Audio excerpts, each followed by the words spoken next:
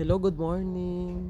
So ayan na po ang ating client. Ngayon ay magpapakulay siya ng gray, ash gray. Ayan.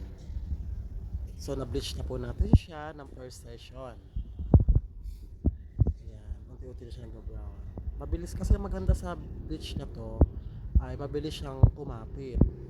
Ayan o. Wala pa po 10 minutes yan pero nag-brown na siya. Ito na po siya kapag nababad na po siya ng 20 minutes. Ayan. Yan po siya pag nababad po ng 20 minutes. Per session pa lang po yan. Yan po yung kalalabasan niya.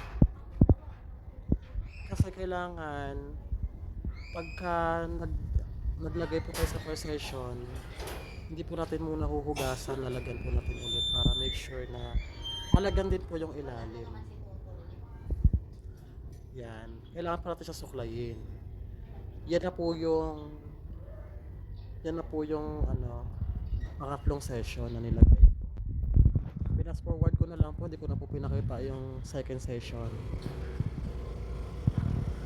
Ang nilagay ko na lang po dito sa dulo yung pang 3 session kasi masyado na po mahaba guys yung video. Ayan. So pagkatapos nyan, pwede na tayo mamaya magkulay. Hintayin lang natin siya ng mga 15 minutes pa. Kasi dapat kasi 30 minutes o 30 minutes or 20 minutes. Depende sa hair ng ating client kung mabilis kapitan ng bleach. Kasi minsan may buhok na lumalaban. So depende naman ang buhok ng ating client. Kaya ayan, makikita nyo naman ang buhok ng ating client ay malapit na siya mag-white.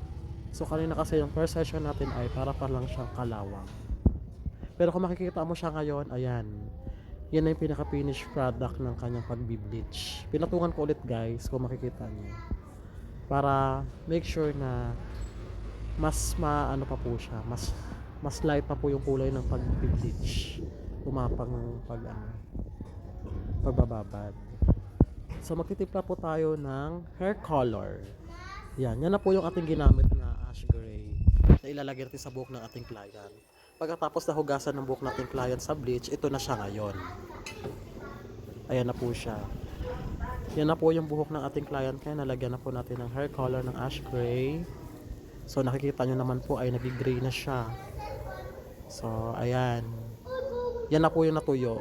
Nilagyan ko po siya ng Brazilian treatment para make sure na ang hair natin ating client ay hindi po mag-rubberize o magsotanghon. So ayan. Nag-ash gray na po siya guys. Bumuno lang kami ng 2 hours and half an hour sa paggawa ng ating ash gray. Ayan na po ang ating finished product.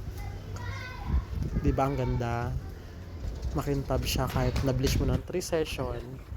Buhay na buhay pa rin siya. So ayan po, papaalam na po ako sa inyo. Pauwi na po ako. Salamat po. Maraming salamat po sa inyo. God bless. More power po sa ating lahat.